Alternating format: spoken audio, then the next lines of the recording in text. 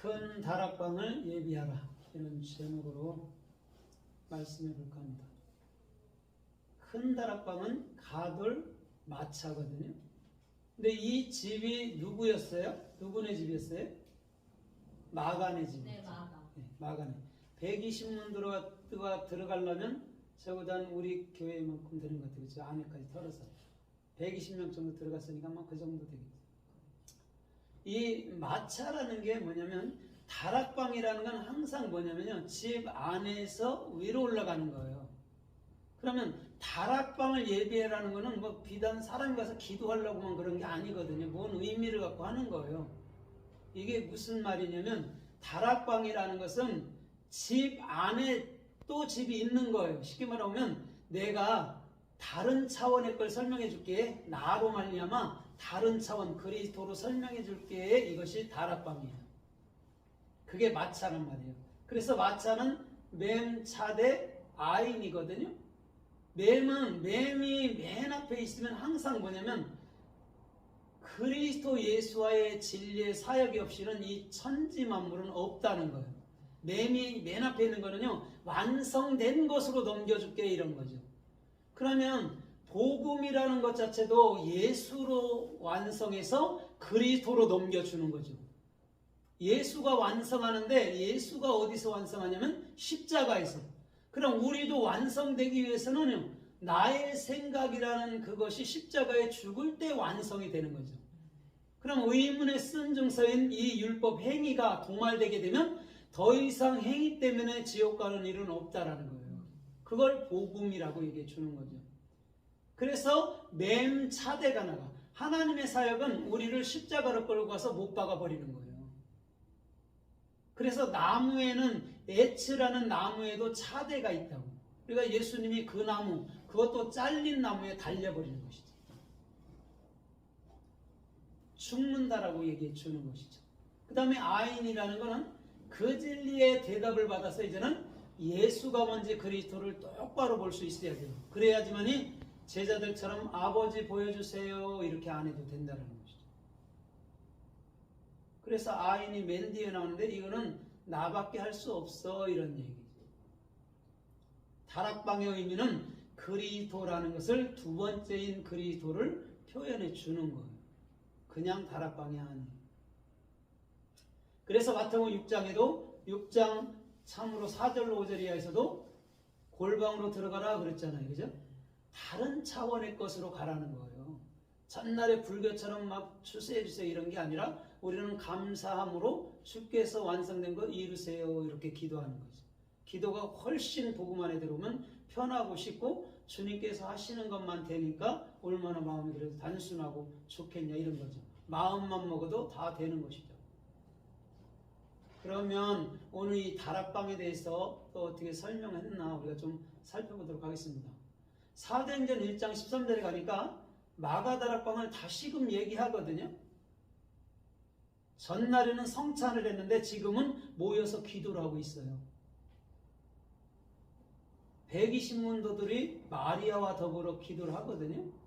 그럼 이게 뭐냐면, 기도는 내가 교회, 마리아, 네 마음 안에서 내가 완성시켜 놓을 거야. 그게 뭘로? 성령이라는 참말로, 이런 거죠. 그게 기도라는 거죠. 그래서 다락방이 지금은 두 번째가 나오는 거예요. 전날에는 예수와가 성만찬으로 미리 보여준 거고, 지금은 이제는 성만찬이 뭔지 알아? 이런 거죠. 내가 보내는 영, 성령이야, 이렇게 얘기해 주는 거예요. 그래서 여러분들 방언이라고 그랬죠? 우리 방언. 이상한 말하는 거 방언이라고 그랬잖아요. 방언이라는 게 한문으로는요, 놓을 방, 말씀언이에요. 내가 말씀을 네 옆에 놓을 거야. 니들이 뜻도 모르고 알지 못하는 방언하는 그런 얘기가 아니야. 이런 것이 방언의 정확한 의미이기도 하다는 말이죠. 하나님 말씀을 옆에 놨는데 깨닫지 못하면 백날 방언하고 예언하고 심령과도 소용없죠. 말씀 깨우치라고 성령을 주는 것이지, 다른 짓 하라고 성령 주는 게 아니에요. 성령은 이미 우리 마음속에 있고, 주님께서 당신의 때에 하시고자 하면 바로 즉시로 우리 안에서 나타내 주는 거예요. 어디 쫓아다니고 그러는 거는 그건 잘못된 신앙들이에요.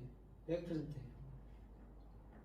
그래서 사도행전 9장 36절로 40절에 보니까 도루가가 평상시에 사람들에게 섬김을 많이 했잖아요, 구제를. 그런데 그가 어느 날 죽어버렸어요.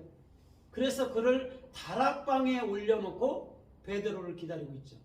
그때 베드로가 그를 향해서 그를 다시금 살려주면서 오늘 그 다락방의 의미를 정확히 말씀해주고 있다라는 것이죠. 물론 다비다라는 도루가는 살았다가 또 나중에 나이 먹어서 또 죽었습니다. 그는 임시로 니들이 부활할 땐 영원히 살 거야를 보여준 거지 영원한 건 아니기 때문에 그런 거에 역점될 필요 없다는 거예요. 그리스도라는 영이 돼야지 이것이 다락방의 의미라는 것이죠. 그것을 다비다를 통해서 지금 우리 주님은 보여주는 것이죠. 그래서 사도행전 20장에 보면 사도 바울이 밤중쯤 설교를 하거든요. 그때 유두고라는 사람이 창틈에 걸쳐 앉아서 말씀을 듣다가 졸다가 떨어져 버려서 죽어버려요. 이게 무슨 말이냐면 반드시 육의 행위인 예수는 죽어야 된다는 거죠. 그래야 복된 그리스도가 되는 것이 유두고예요. 근데 다락방이 나온단 말이죠. 거기도 다락방에서 설교를 들었다. 근데 창틀을 얘기해 주는 거라고. 창세기 8장에 보면 홍수가 쏟아져 내릴 때 하늘의 창들이 열렸다라고 얘기를 해줘요. 그럼 창에서 떨어졌다는 게 창문이 열려 있는 거고, 거기서 떨어서 죽이는 것은 반드시 네 행위, 네 예수, 네 뜻, 네 행위, 네 열심은 죽어야 된다라고 얘기해 주는 거예요. 그때 죽었나이다 했을 때 뭐라고 그러면 아니다 그런다고요. 누가 아니다라고 그러죠? 예, 바울. 사람들은 죽은 줄 아는 거예요. 그런데 우리는 죽음은 또 다른 부활의 영원한 생명이라는 거죠. 그것을 가르쳐주고자 유두고 뜻이 복되다라는 의미거든요. 행운 복되다는 것이거든요. 그를 죽여서 살려내는 것. 그걸 다락방의 의미로 보여줍니다.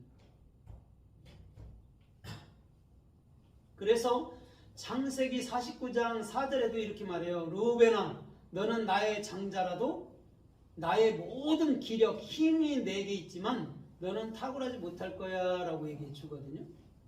그러면서 왜 탁월하지 못하냐면 네가 나의 침상, 아버지의 침상을 올랐기 때문이다 그런다고. 거기서 침상이 다락방이라고. 그러면 지금 르우벤, 보라 아들이다 르우벤을 통해서 예수와 그리스도를 동시에 보여주는데 그건 반드시 여러분은 침상이라는 다락방이 있어야 된다는 거죠.